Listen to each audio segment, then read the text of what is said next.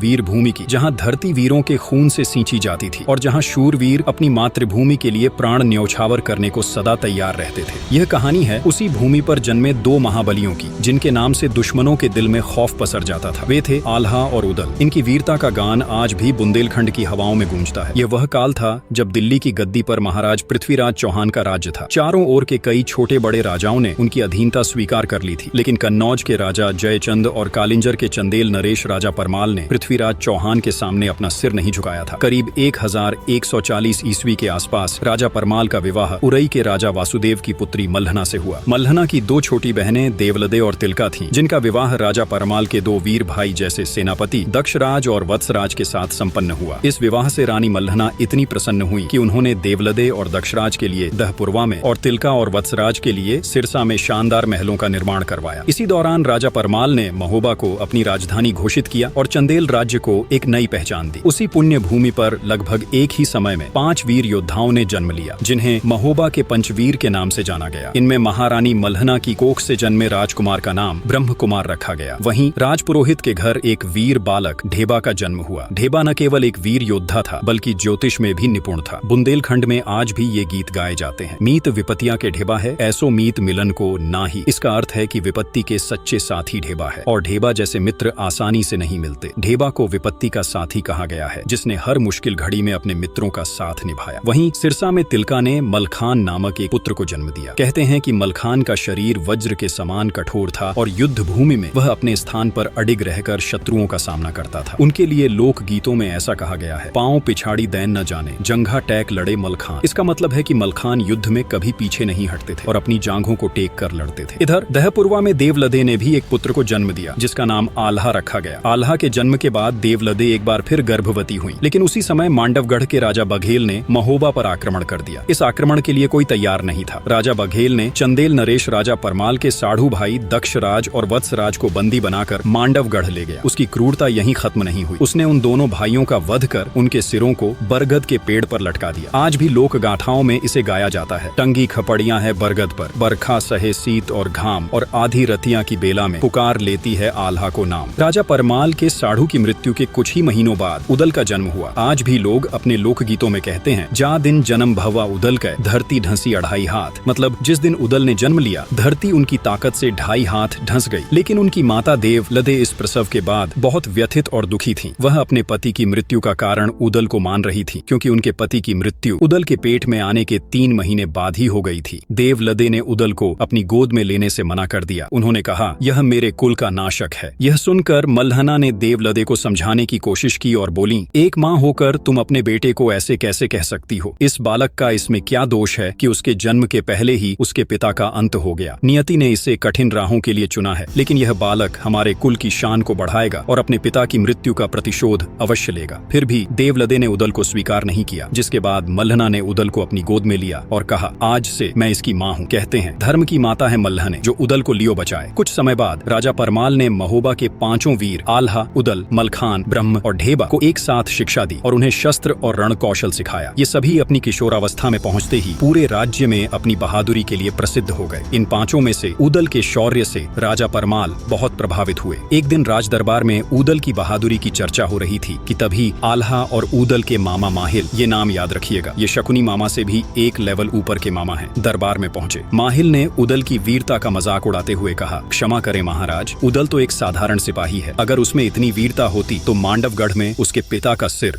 यूं लटकता न होता। माहिल ने वह बात बोल दी जो राजा परमाल इन 5 से छिपा कर रख रहे थे। माहिल ने राजा परमाल के सामने एक चुनौती रखी और कहा, महाराज, अगर उदल सच में वीर है तो वह मांडवगढ़ जाकर अपने पिता और चाचा के सिर को वापस लाए और उनका सम्मान पूर्वक अंतिम संस्कार करे, क्योंकि बाप का बैरी जो न मारे ओकर मांस गिद्ध ना खाएं। मतलब जो अपने पिता के हत्यारे का बदला नहीं ले सकता, उसका मांस तो गिद्ध भी नहीं खाते। यह सुनते ही पूरे दरबार में सन्नाटा छा गया। राजा परमाल माहिल को शांत करना चाहते थे ताकि यह बात बात उदल तक न पहुंचे, लेकिन किस्मत ने खुद उदल को यह चुनौती सुनने के लिए वहां ला खड़ा किया। तभी राजा परमाल ने माहिल को कहा, आखिर तुम चाहते क्या हो कि प्रतिशोध की आग में इनका सिर भी वहीं टंगे मिले? तभी उदल ने दरबार में प्रवेश किया और पूछा, किस बात की चर्चा चल रही है महाराज? माहिल ने उदल को देखा और कहा, प्यारे भांजे, मांडवगढ़ में तुम्हारे किसी अपने की खोपड़ी टंगी है। अब तुम अपनी माँ से जाकर पूछो कि आखिर वह खोपड़ी किसकी है। अब वह सच जिसे राजा परमाल छिपा कर रखना चाहते थे उदल के सामने आ चुका था। यह सुनते ही उदल दरबार छोड़कर तुरंत अपनी माँ देवलद्दे के पास गए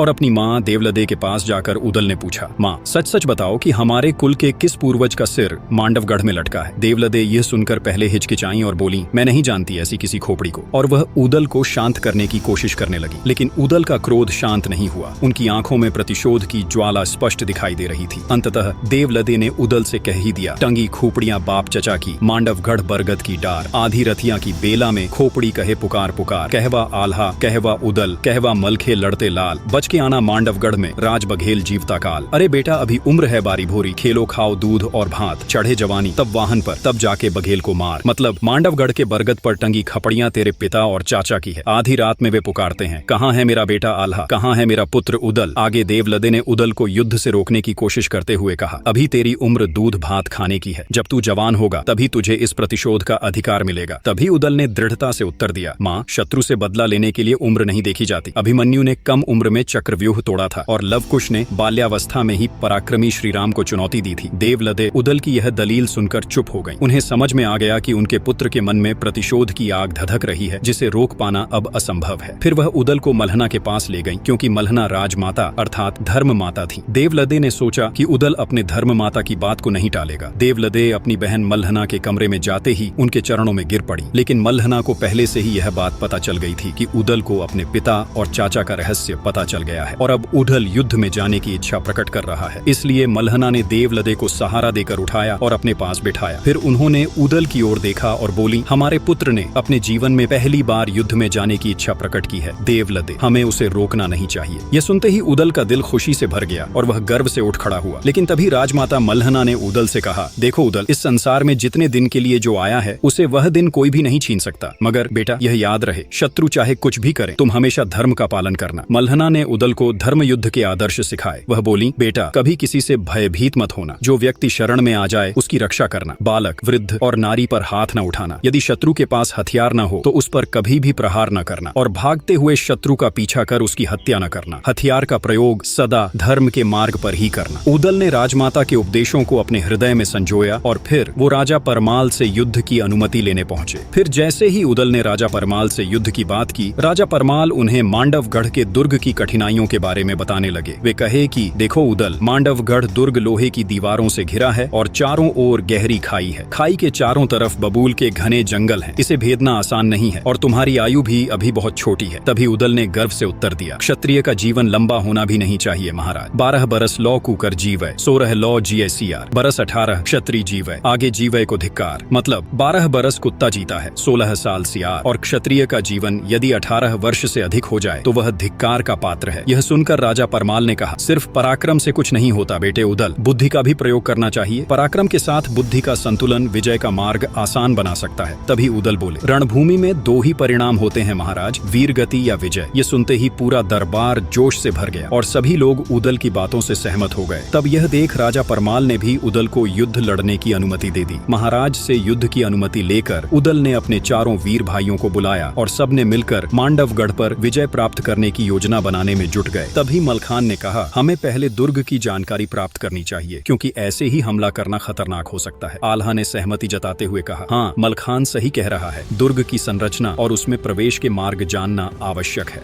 ब्रह्मा ने अपनी बात रखते हुए कहा, अगर हम दुर्ग में किसी को अपने पक्ष में कर सकें तो हमारा कार्य सरल हो सकता है। ढेबा ने उनके प्रस्ताव को समझते हुए कहा, दुर्ग के किसी सैनिक को अपने पक्ष में करना जोखिम भरा हो सकता है। क्या होगा अगर उसने हमारे साथ धोखा कर दिया तो? इन चर्चाओं के बाद सभी ने यह निर्णय लिया कि वे योगी का वेश धारण करेंगे और दुर्ग में प्रवेश करेंगे। 5 भाइयों ने योगी का रूप धारण किया और अपनी माताओं से मिलने गए। योगी के वेश में होने के कारण उनकी माताएं भी उन्हें पहचान नहीं पाईं। उन्होंने इन्हें साधारण योगी ही समझा। इस बीच महोबा के दरबार में राजा परमाल ने आल्हा को महोबा के सेनापति के रूप में चुना। पूरे दरबार में सेनापति आल्हा की जय के नारों से गूंज उठी। तब राजा परमाल ने महोबा के वीरों को उनके घोड़े सौंपे। आल्हा को किलिया, ब्रह्मा को हरनागर, ढेबा को मनोरथ, उदल को बुला नाम का घोड़ा घोड़ा दिया गया और वहीं मलखान को कबूतरी नाम का घोड़ी दिया गया। महोबा की सेना ने युद्ध की पूरी तैयारी कर मांडवगढ़ की ओर कूच किया। मांडवगढ़ के दुर्ग के पास बबूल के घने जंगलों में सेना ने पड़ाव डाला। उस दिन सेना का नेतृत्व ब्रह्म कुमार को सौंपा गया, जबकि बाकी चारों वीर उदल, आल्हा, मलखान और ढेबा योगी का वेश धारण कर दुर्ग में प्रवेश करने की योजना बनाने लगे। योगी का भेष होने के कारण कोई उन्हें शक की नजर से नहीं देख रहा था। थोड़े ही समय में वे किले के मुख्य द्वार तक पहुंच गए। वहां तैनात द्वारपाल ने उन्हें रोकते हुए पूछा, आप लोग कौन हैं और यहाँ क्यों आए हैं? आल्हा ने शांत स्वर में उत्तर दिया,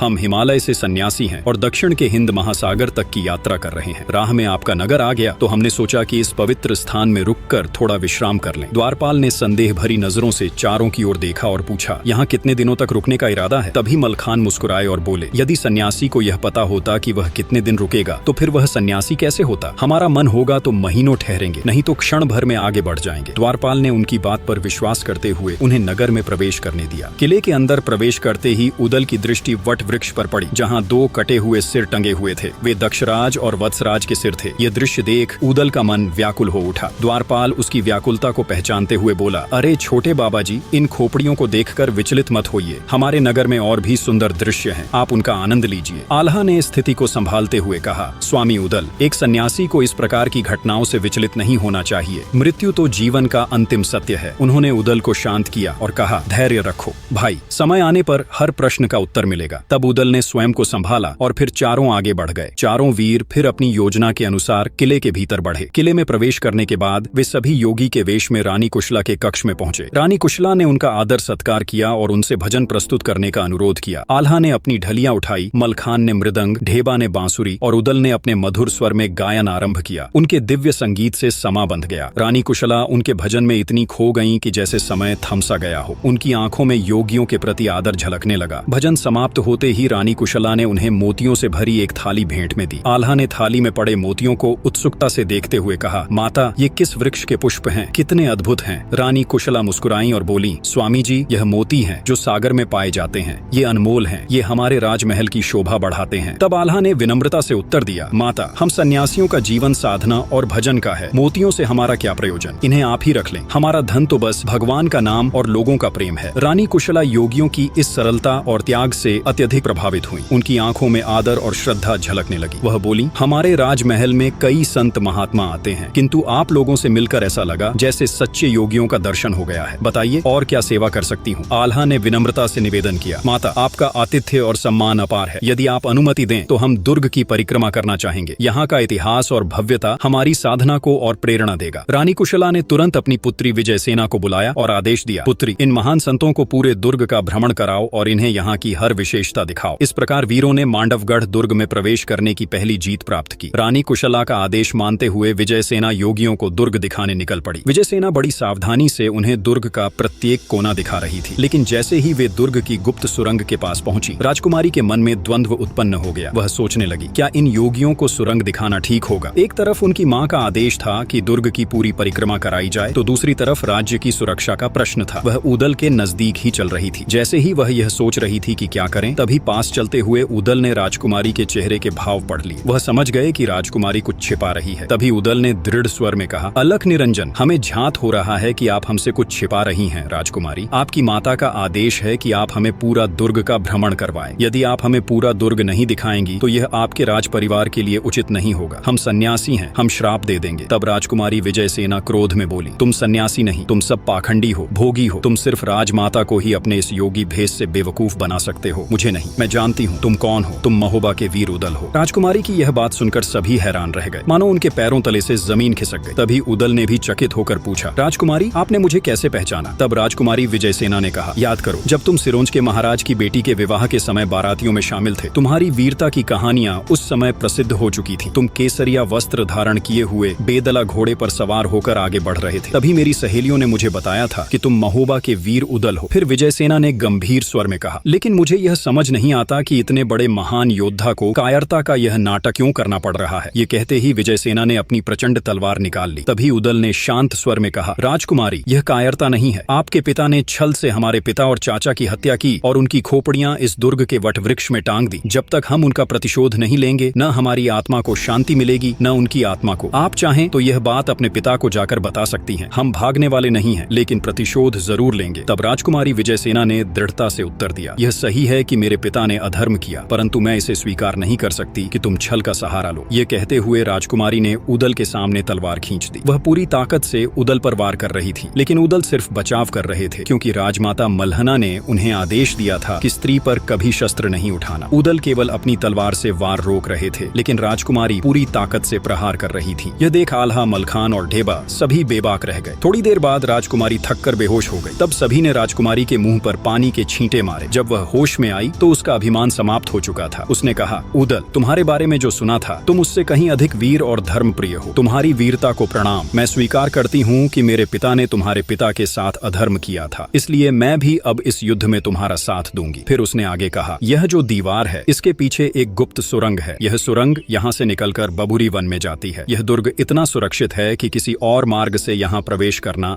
लगभग असंभव है, लेकिन इस सुरंग का दूसरा मुंह बबुरी वन में खुलता है, जहाँ से तुम लोग दुर्ग में प्रवेश कर सकते हो। यह रहस्य जानते ही महोबा की सेना सुबह तड़के ही मांडवगढ़ पर आक्रमण कर दी। यह खबर जैसे ही मांडवगढ़ पहुंची, वहाँ हड़कंप मच गया। राजा बघेल राज जंबे ने अपने दो शूरवीर पुत्रों राय करंगा और सूरज को बुलाया। वे दोनों अपने समय के सबसे बहादुर योद्धाओं में गिने जाते थे। अपने पुत्रों के सामने राजा ने कहा, अब दुर्ग की रक्षा का भार तुम दोनों पर है। मैं जानता हूँ तुम दोनों इस युद्ध को जीतकर हमारे राज्य का सम्मान बनाए रखोगे। तब राय करंगा और सूरज ने अपने पिता को आश्वासन दिया, पिताजी, हम आपकी आशा को कभी टूटने नहीं देंगे। मांडवगढ़ का किला सुरक्षित रहेगा, चाहे इसके लिए हमें अपने प्राणों की आहुति ही क्यों न देनी पड़े। उधर महोबा की सेना के सेनापति आल्हा ने अपनी सेना को संगठित किया। उन्होंने पंचव्यूह नामक एक विशेष रणनीति बनाई, जिसमें सबसे आगे की सेना का नेतृत्व आल्हा स्वयं कर रहे थे। बाएं छोर की सेना की कमान ढेबा के हाथों में थी और पीछे के हिस्से की जिम्मेदारी मलखान पर थी। व्यूह के मध्य में ब्रह्मा घोड़े पर सवार होकर संचालन कर रहे थे। जैसे ही दोनों सेनाएं मांडवगढ़ के दुर्ग के पास पहुंची, राय करंगा ने आल्हा को ललकारा। उसने कहा, आल्हा, तुम्हारी औकात नहीं है मुझसे लड़ने की। तुम्हारा भी वही हाल होगा जो तुम्हारे पिता और चाचा का हुआ था। जिस पेड़ पर उनकी खोपड़ी टंगी है, वहीं तुम्हारी खोपड़ी भी टांगी जाएगी। इस पर आल्हा ने गरजते हुए जवाब दिया, राय करंगा, मेरे पिता और चाचा को अधर्म के युद्ध में मारकर तुम्हारे पिता ने अन्याय किया था। अगर आज तुम अपने पिता का सिर मेरे सामने रख दो तो मैं तुम्हारी जान बख्श दूंगा, अन्यथा युद्ध भूमि में आज मरने के लिए तैयार हो जाओ। इसके बाद युद्ध शुरू हो गया। तलवारें टकराने लगीं, घोड़ों की टापों से धरती गूंज उठी और दोनों सेनाओं के योद्धा एक दूसरे पर टूट पड़े। राय करंगा ने चालाकी से आल्हा की आंखों में धूल झोंककर हमला करने की कोशिश की, लेकिन आल्हा की सतर्कता के सामने उसकी यह चाल विफल रही। इसके बाद राय करंगा ने आगे बढ़कर ऊदल पर भाला फेंका। भाला ऊदल को चीर देता, अगर ऊदल का घोड़ा बैदुल उस समय अपनी चाल नहीं बदलता। भाला ऊदल के पास से गुजरता हुआ धरती में धंस गया। आज भी लोकगीतों में कहा जाता है, ए गज भर धरती चीरत फारत, भाला धरती गया समाए। धन्य धन्य है घोड़ बैदुला जो स्वामी को लियो बचाए। इस घटना से राय करंगा अचंभित हो गया। वह क्रोध के मारे लाल हो गया और तलवार लेकर ऊदल पर टूट पड़ा। इसके बाद ऊदल राय करंगा पर गरजते हुए टूट पड़ा। ऊदल बोले कि पहली वाणी में बोलत नहीं, दूजी में नहीं करते रार, और तीजी वाणी में छोड़त नहीं, मुंह में ठूंस देई तलवार। ऊदल ने अपनी तलवार से पहला वार किया और राय करंगा पहले ही वार में घायल होकर गिर पड़ा। वह घायल अवस्था में युद्ध भूमि छोड़कर भागने लगा। इस घटना से मांडवगढ़ की सेना का मनोबल टूटने लगा। तभी राय करंगा के छोटे भाई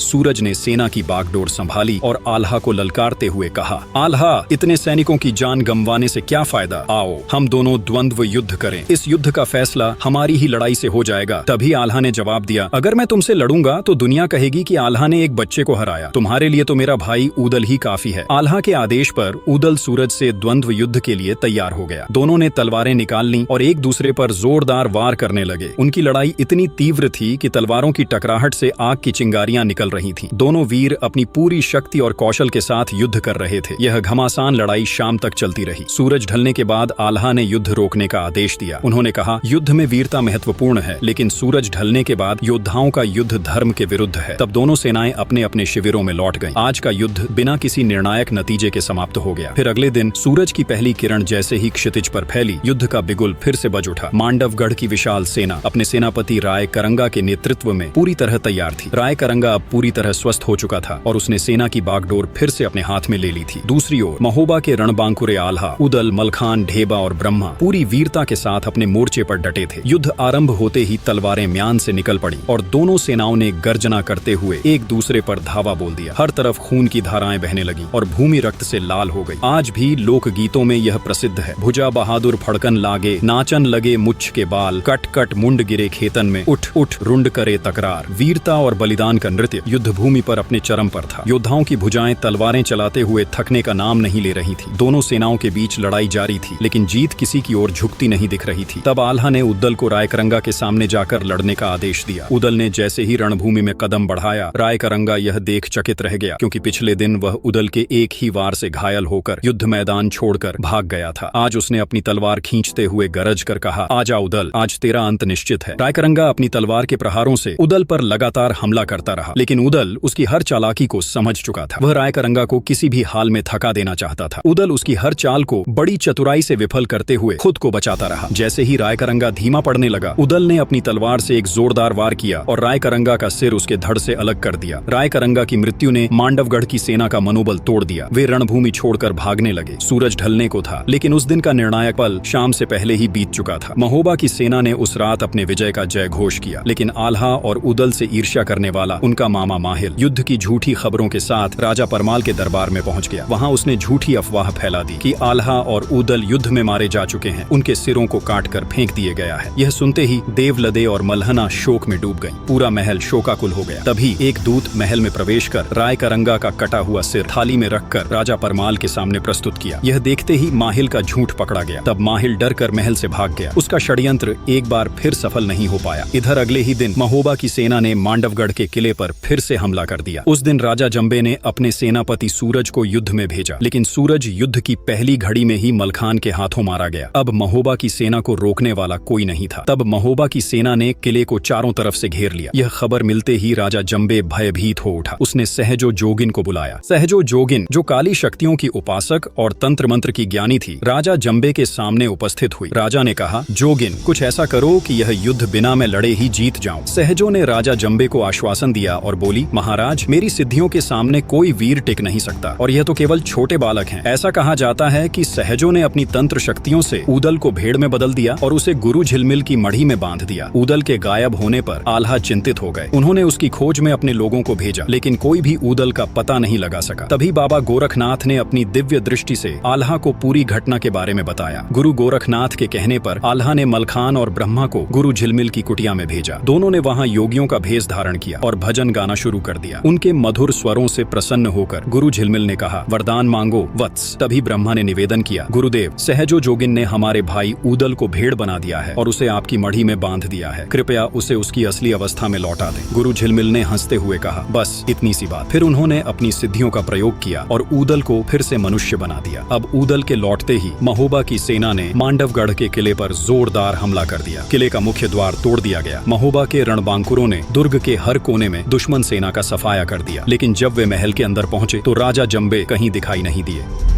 तभी महोबा के 3 वीर आल्हा, मलखान और ढेबा जब किले से बाहर आ रहे थे तो रास्ते में उन्हें सहजो जोगिन मिली। वीरों ने बिना देर किए उसकी काली शक्तियों का स्रोत, उसके जूड़े को अपनी तलवार से काट दिया। जैसे ही उसका जूड़ा कटा, सहजो की सारी सिद्धियां उसी क्षण नष्ट हो गईं। इसी बीच एक घुड़सवार सैनिक बबुरी वन से आता हुआ महोबा की सेना के पास पहुंचा और उसने उदल से कहा, महाबली उदल, सेनापति आल्हा ने संदेश भेजा है कि राजा जंबे का कोई पता नहीं चल रहा है। संभवतः वह कहीं छिप गया है। तभी उदल ने कहा, राजा जंबे के छिपने के लिए सबसे सुरक्षित स्थान सुरंग ही हो सकता है। इसके बाद उदल ने सैनिकों को बबुरी वन में खुलने वाली सुरंग के मुख पर आग लगाने का आदेश दिया। सैनिकों ने सुरंग के द्वार पर आग प्रज्वलित कर दी और आग तेजी से सुरंग के अंदर फैलने लगी। तभी पास खड़े ब्रह्मा ने सैनिकों को आदेश दिया, आग समाप्त होते ही इसे फिर से प्रज्वलित करना, कोई भी दुश्मन बचकर न निकल पाए। जैसे ही आग सुरंग में फैलने लगी, भीतर छिपे राजा जंबे का धैर्य जवाब दे गया। वह अपने विशाल और भव्य हाथी भौरानंद पर सवार होकर बाहर निकला। हाथी पूरी सजावट के साथ गर्व से चल रहा था और जंबे उसकी पीठ के सिंहासन पर बैठा हुआ था। यह दृश्य देखकर उदल ने अपने घोड़े बेंदुला को दौड़ाया और बिजली की गति से हाथी की ओर बढ़ा। उसने घोड़े की टापों से हाथी के माथे पर जोरदार प्रहार किया। हाथी दर्द से बौखला गया और अपनी दिशा खो बैठा। उसी समय उदल ने हाथी की पालकी पर लगे ध्वज को अपनी तलवार से काटकर नीचे गिरा दिया। उदल ने एक ही छलांग में घोड़े से कूदकर हाथी की पीठ पर चढ़ाई कर दी। राजा जंबे के संभलने से पहले ही उदल ने उसकी गर्दन पर तलवार का ऐसा प्रचंड वार किया कि उसका सिर धड़ से अलग होकर नीचे गिर पड़ा। राजा जंबे के मारे जाते ही मांडवगढ़ का युद्ध समाप्त हो गया। महोबा की सेना ने किले पर विजय प्राप्त कर ली। पूरा किला महोबा के वीरों की जय और आल्हा ऊदल की जय के नारों से गूंज उठा। युद्ध के जीत के बाद जब यह शुभ समाचार राजा परमाल तक पहुंचा तो उन्होंने पूरे राज्य में विजय उत्सव मनाने का आदेश दिया। महोबा के राजमहल को दीपों से सजाया गया और वहां आम दरबार लगाया गया। महल के विशाल सभागार में आल्हा, उदल, ब्रह्मा, मलखान, ढेबा और अन्य वीर राजा परमाल के सामने आए और उन्होंने उन्हें प्रणाम किया। आल्हा ने अपने पिता दक्षराज और चाचा वत्सराज के सिर को सम्मान पूर्वक राजा परमाल के समक्ष रखा और वहीं उदल ने भी अपनी प्रतिज्ञा पूरी करते हुए राजा जंबे का सिर मलहना और देवलदे के चरणों में रखा। उन्होंने भावुक स्वर में कहा, माँ, जिसने हमारे पिता का अपमान किया और उन्हें छल से मारा, उसका अंत हो चुका है। मलहना ने अपने पुत्र को आशीर्वाद दिया। बुंदेलखंड में चारों ओर खुशी का माहौल था। महोबा के रणबांकुरों के पराक्रम के चर्चे हर ओर हो रहे थे, लेकिन इस जीत ने आल्हा और उदल के मामा माहिल के दिल में जलन और द्वेष की आग को और भड़का दिया। वह आल्हा और उदल के मौत का प्रपंच फिर से रचने लगा। लेकिन क्या उसका यह प्रपंच इस बार सफल होगा? यह जानने के लिए हमारे अगले वीडियो का इंतजार कीजिए। अगर आप यहाँ तक वीडियो देख रहे हैं तो हमें कमेंट में जरूर बताएं कि आल्हा उदल के बाद आप किस वीर की कहानी जानना चाहते हैं। आप